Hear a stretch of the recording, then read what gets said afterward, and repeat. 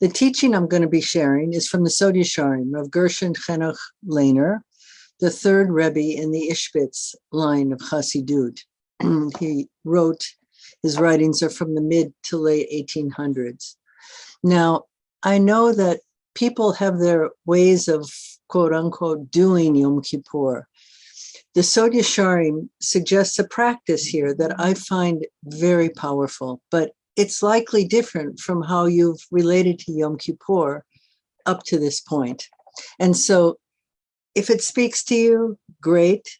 And also know that it's not all or nothing, that you can experiment with these ideas in the course of the day, here and there, and it'll be good. Either way, it's all good. Okay. Okay, so this is the teaching from the Sod Yesharim. So the mitzvot are called 613 itin, or in Hebrew, etzot, or in English, advices, because they are constantly giving us tips about how to use the moments and opportunities of our lives in the most spiritually productive way possible. And so it goes for our journey through time. Each moment comes with its own lights and possibilities of transformation.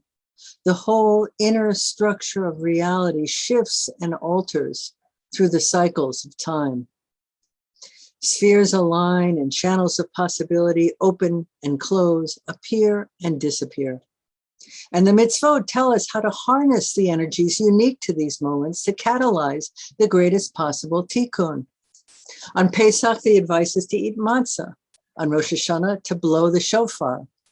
And on Yom Kippur, the Kohen Gadol, as our holy emissary, performs the very complex and demanding Yom Kippur avoda, for that's the Torah's advice about how to harness this holiest of days to bring about the greatest possible tikkun.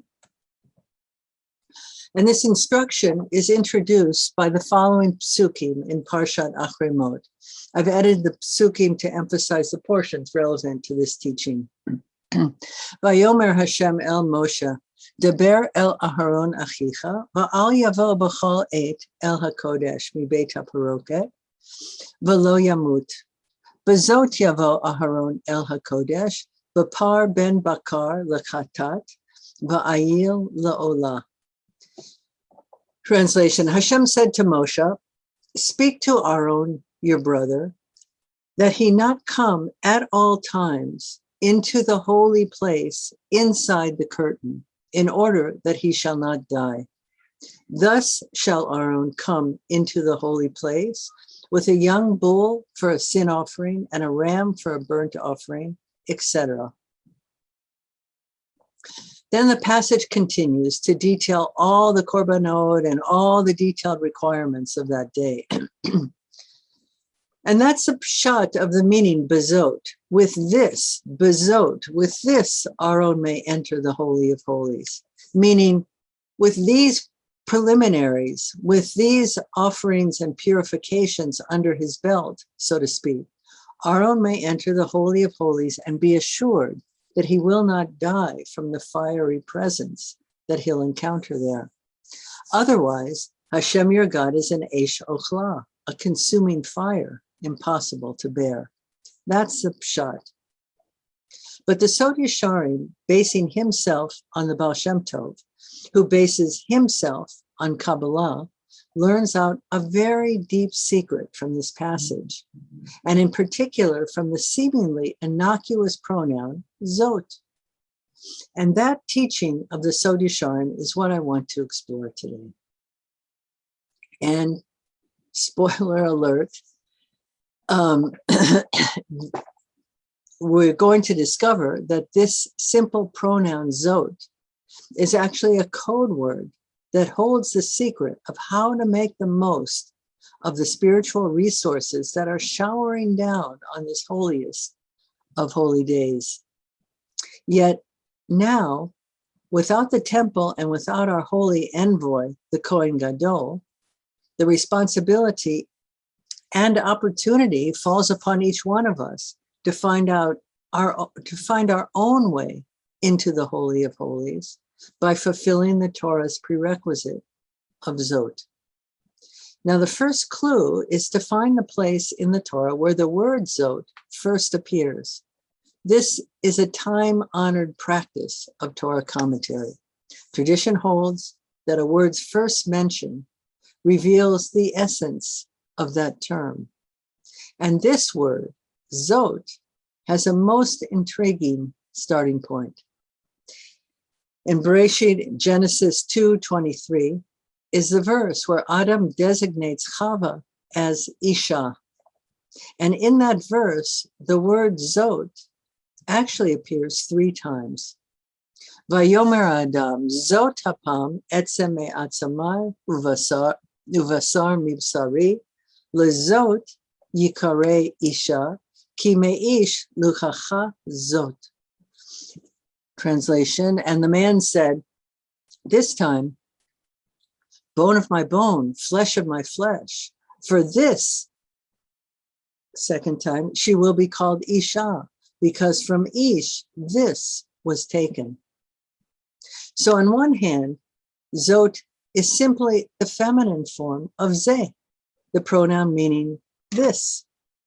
But given its pasuk of origin, Kabbalah reads Zot as a kinui, a code word or nickname for the Shekhina, the cosmic feminine, and in particular, the lower moon-like malchut expression of the feminine that is encapsulated by the phrase, Leit lemigarma klum. She has nothing of her own, only what she receives from her son. The Sod Yesharim understands that the Torah's instruction to the Kohen Gadol that only bezot, only accompanied by the lower Shekhina, can Aaron safely enter the Holy of Holies. And so the question becomes, Lamaisa, in practice, what does this mean? What is this asking of the Kohen Gadol? And furthermore, what is it asking of us, who now, without a temple, must function as our own Kohen Gadol? So I'm going to read some lines from the Sod Yesharim that address that question. But first, a brief overview of the principles involved. Apologies to anyone who has heard this a million times, but for those who haven't, a brief review of Chashmal as the secret of prayer and prayer posture. Chashmal is a term that appears in Ezekiel's mystical vision. It means electrum, or in modern Hebrew, electricity. And it divides into 2 paradoxical subwords. Chash, from chashai, which means silence, and mal, from malal, which means speech. Chash and mal thus define 2 polarities that are opposite to each other and yet are both true and necessary. We must alternate between them regularly, even rapidly, in life and in prayer, as I'll explain. Chash, silence, is the receptive polarity. I listen for your guidance, Hashem. I surrender my will to you. I accept the present with all its hardships unconditionally. I want only what you want for me. I know and trust that you, Hashem, have arranged this moment in the most gentle way that can possibly be designed to bring about my next step in personal and spiritual tikkun. This moment is perfect, and I surrender all resistance to it. Mal, speech, is the goal-directed aspect of prayer. We have lacks and yearnings and pains, and the Torah requires us to turn all of that into prayers, specific prayers for whatever is missing in our lives. If we have a need and we don't turn it into prayer, we've neglected a positive commandment of the Torah. And so the Sod of Chashmal, which is also the secret of potent prayer, is to dance back and forth between these 2 paradoxical truths. Chash, this moment is perfect exactly as it is. Shasali called sarchi, I have all that I need. And then Mal, crying out for what is lacking and broken and frustrating in our lives and in the world. And you must really, truly mean each pole when you state it. And in the dance between them, each becomes sharpened and empowered. And so the Sod Yesharim demonstrates with many proofs and sources that the posture of prayer on Yom Kippur is different from every other day of the year in regards to its balance of Chash and Mal.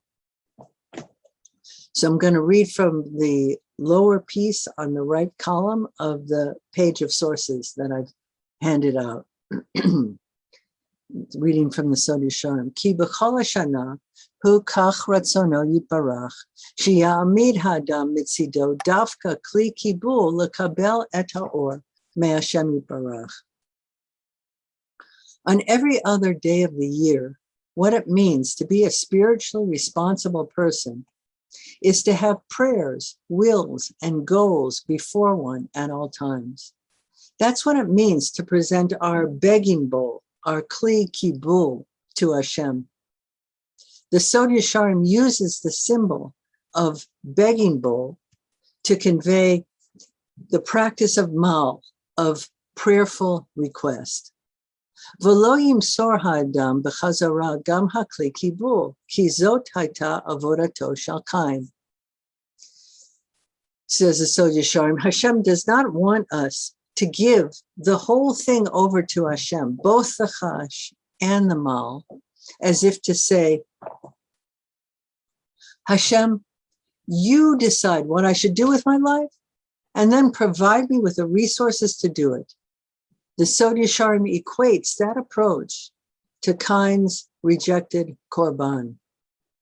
Ve'ein zot birtzono yitbarach ba'olam hazeh la'avod b'mesirut nefesh kazot k'dichtiv asher lo tziviti ve'lo alta al libi. This mode of only chash with no mal is not what Hashem wants from us. The Sod Yesharim brings a verse from another context to express Hashem's rebuff of that mode of prayer. I did not, the quote, I did not command you to do this, and there is no trace of desire in my heart for it. Those are strong words that the Sod Yesharim is employing to convey that chash without mal is not the service Hashem seeks from us. Instead, Hashem wants us to chart a course for our life, to take responsibility for that. Hashem wants a dialogue around these things. He wants us to roll up our sleeves and make a plan of how to fill our lacks and fix our broken places and actualize our potential. And then, of course, to enlist his input by turning our goals into prayers, mal, and seeking his corrections, and even vetoes if necessary, chash. That's the avoda that Hashem prefers 364 days of the year. But, says Sod Yesharim, Yom Kippur is different. Yom Kippur is the one day of the year where we actually do renounce all requests, where we leave our kli kibul, our begging bowl, at the door, and we surrender absolutely to Hashem's will. We're in total, utter chash. Yom Kippur is Shabbat Shabbaton, a double dose of Shabbos, which translates into a double dose of chash. Okay, so now I'm reading the right column, the section marked, the higher few lines that are designated. Hema mosrim kol halavushim la'Hashem yitbarach ve'ein ma'amidim mitzidam afilu kli kibul. So on Yom Kippur, we renounce all levushim, all preferences for how our life should look, all of our conceptions of what would be good, no matter how broad, evolved, selfless, and enlightened those conceptions might be. We leave our begging bowl at the door. Rak ma shemachin lahem Hashem yitbarach kli kibul. On this day, we give it all to Hashem, our chash and our mal. We're in total radical acceptance mode. V'zehu va'al yavo b'chol eit ki im bezot. V'zot romez al midat malchut deleit le migarma klum kedeita b'zohar kodesh. So this is what it means, that on Yom Kippur, the Kohen Gadol must be in Zot consciousness, meaning Malchut consciousness, meaning Shekhina consciousness, meaning total, absolute, receptive consciousness, leit le migarma klum, surrendering even the right, or as the Sod Yesharim sees it, the responsibility of articulating a preference. Hainu shelo yikabel ha'adam la'atzmo shum tikifut mitzido rak sheyimsor kol kocho la'Hashem yitbarach. We are renouncing all effort to control the outcome, all takifut, and instead just trusting Hashem's absolute discretion. Va'af hakli kibul lekabel or nami lo yeh mitzad ha'adam ki im ma sheya'amid lo Hashem yitbarach v'yachin ba'avuro v'zeu ha'inyan shekol ha'avodah shel Kohen Gadol bo b'yom. And even the begging bowl, which expresses the mal aspect of malchut, the acknowledgement of lack and prayer for it to be fulfilled, even that is too controlling, and by extension, too limiting for this day, as we'll see. And this ultimate chash, this surrender of all control, is the essence of the Kohen Gadol's avoda on Yom Kippur. It's that consciousness that all the mitzvot of the day are trying to instill in him and in us. That, says the Sod Yesharim, is what it means to enter the consciousness of bezot, the ultimate feminine receptive posture, which is the criterion for entering the Holy of Holies on Yom Kippur without dying in the process, lo yamut. So now I want to bring this down a notch to explore what this might look like in practice. In another piece, also on the page in the left column below, the Sod Yesharim notes that the central mitzvah of the day is the lots that the Kohen Gadol casts over the two goats that are destined for two polar opposite fates. One goes in to the Holy of Holies, and one goes out to the wasteland. One rises, the other falls. Now, presumably, it is right and just for one of these goats to be the one that goes in, while the other one goes out, meaning it's not random. Each goat has earned its destiny. But how can the Kohen Gadol make that call? They are identical in appearance. How can he judge their respective fates? His guidance must come from a place beyond mind. In fact, it is the deep admission of not knowing that draws the light, that guides the lots. In this sense, the central mitzvah of Yom Kippur, the goral that's cast over the two goats, forces the Kohen Gadol to touch the place of ultimate chash, of knowing that he does not know and cannot know how to distinguish this goat from that. When the Kohen Gadol throws those lots, he steps into Zot consciousness 100% in order to draw down the guidance from Hashem, undistorted by the limitations of his own personality. And that becomes a prototype for us on Yom Kippur. knowing that we really and truly don't know what the best possible unfolding for our lives should look like. And so when a thought comes up of yearning, fear, striving, or judgment on Yom Kippur, our work is to use that as a trigger to affirm our Zod, to remember our Zod and affirm our Zod. Hashem, I have no idea what is up and what is down, what is truth and what is delusion, what to pray for and what to accept. On this holy day of Zod, I put it all in your hands. I renounce all takifu. That knowing that we don't know is itself a kli kibul, but of infinite capacity. It is not constrained by the boundaries of our current madrega, our current worldview, which is always limited. I'm going to take this to another level. In Kol Nidre, most Sidurim bring a passage from the Tikkun Zohar to explain the Kabbalah of what is happening there.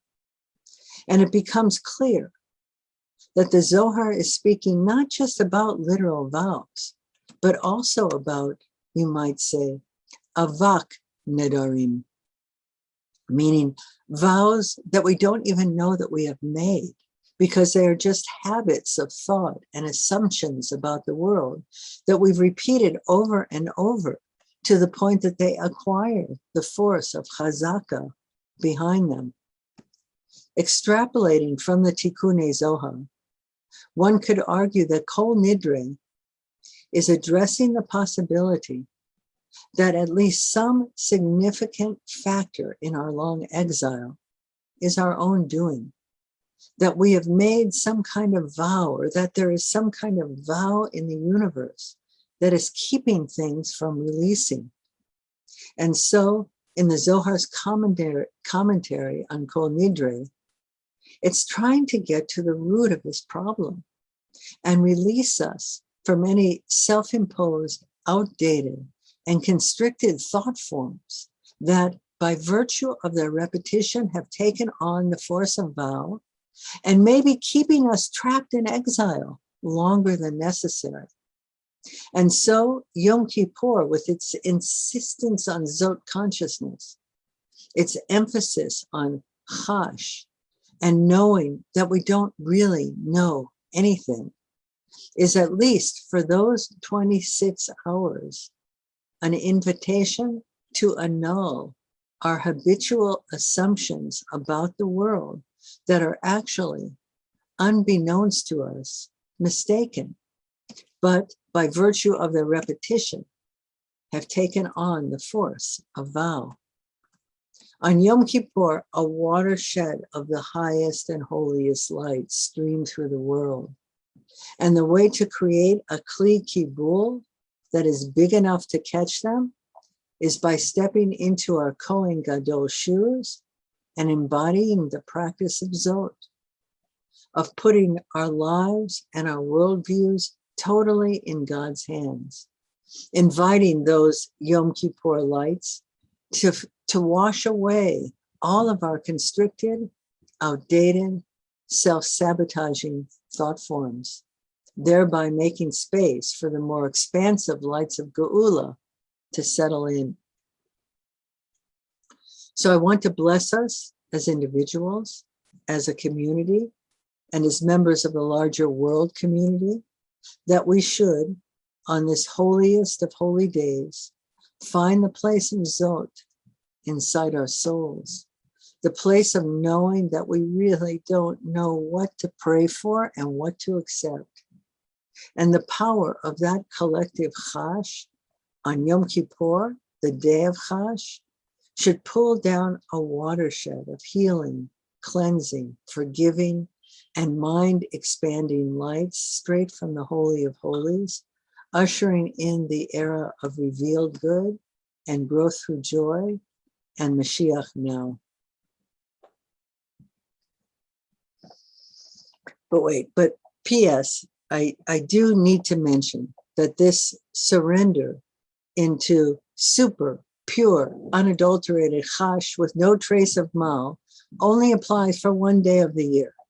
Just like in Mariv, after Yom Kippur, we go back to whispering the Baruch Shem, and we recite the Salach Lanu prayer to forgive any sins committed in the last 5 minutes between Ne'ilah and Mariv.